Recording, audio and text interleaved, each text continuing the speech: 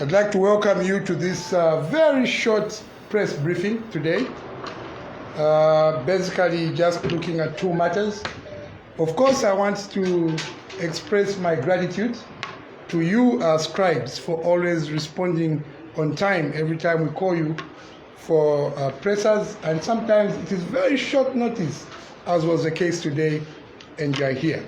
So we want to let you know that we do not take you for granted, and your presence here is very much appreciated. Basically, two issues we want to look at today. The first issue is that there's been a very, very strong rumor flying around on social media that the president is scheduled to go to Parliament and address Parliament to mark the 100 days of the UPND Alliance in office. We want to state categorically and very clear that there is no such a thing.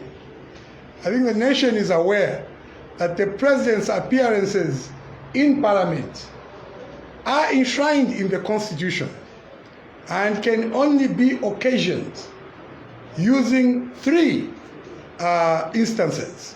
The first instance is that of the president is scheduled to appear before Parliament to open the parliamentary session.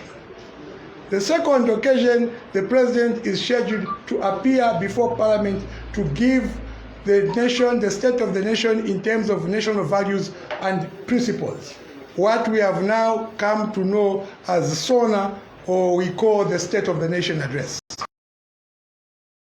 That occasion, the president will appear before Parliament. But the third occasion is that the president can request Madam Speaker to address Parliament on a special occasion. And a special occasion can be anything. Maybe he wants to quit. Maybe there's a state of war in the country. Maybe there's issues that he wants to bring before Parliament that are urgent and very important. Therefore, Parliament, a president can seek permission of Madam Speaker and address Parliament.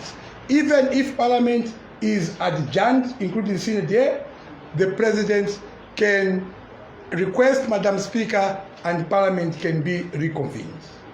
Therefore, we want to dispel in the strongest terms possible that the rumor doing rounds on social media insinuating that the president is going to address Parliament to mark the occasion of 100 days in office is nothing but a hoax, a bad rumor, and the continued misuse of social media by bad elements and bad characters. Secondly, I want to address myself mainly to our members. We hear these things a lot about members complaining that certain boards are not being dissolved, the people are being kept in offices, and one of those boards that the people, especially among ourselves, our people, are talking is the ZICTA board. And people are complaining that it is not being dissolved up to now and that it is a PF board. I just want us to be very cautious as members of the UPND Alliance that in as much as everybody in this country in the past 120 days was in PF, everybody in Zambia during the last 120 days was in PF. Not everybody in Zambia was PF. So in as much as we were all in PF, not everybody was PF. It is very important for us to analyze things a little bit deeper.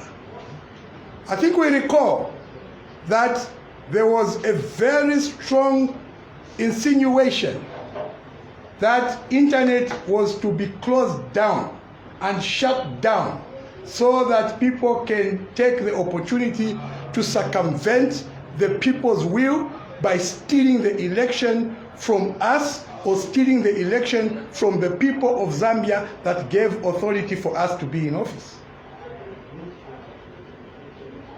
So when you imagine such a scenario, you ask yourself, if they were to do that, if they were to shut the internet proper, which institution were they going to use? If not ZICTA. So in our imagination, we must continue also to imagine further that maybe these gallant men and women at ZICTA may have refused to be a part of such a scheme that would circumvent the people's will and end up stealing the election to give it to people that did not deserve the victory. Maybe. So if we imagine that maybe that were the case, that these men and women at ZICTA stood professional, remained patriotic to their country, and refused to be a party to this circumvention, then they're heroic. We mustn't vilify them. We must honor them. So if we imagine deeper that this is what they did, then we must imagine to ourselves, how do we reward them? By dissolving them? By kicking them out? These are people that stood for the people of Zambia. So maybe ZICTA refused to do that. Maybe ZICTA refused to shut down the internet for the country. And they may have used another wing, maybe a wing of government, to shut down the internet as they did.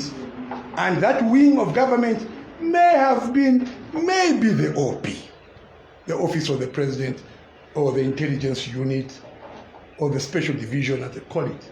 Maybe, we don't know. So if we imagine that maybe they used the OP, that is how maybe that internet was flashing. They kill it, it comes back. They kill it, it comes back. And the Zambian people also were also prepared, because when they killed it, we went VPN. When they killed it, we went VPN. But it kept coming back. Because maybe it was not ZICTA that had to do that, because had ZICTA done it, it was going to be a complete shutdown. So maybe it is characters at maybe an institution, like maybe OP.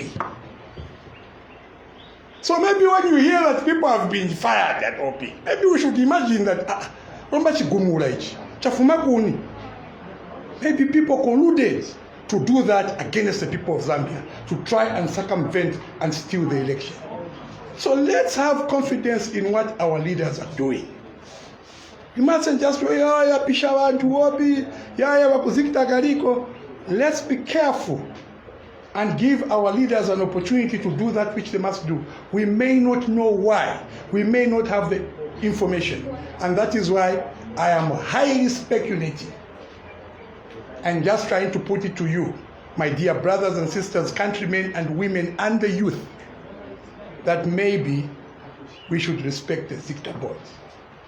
And maybe we should understand in the event that some people at OP have been relieved of their duties. Ladies and gentlemen, I thank you. There will be no questions.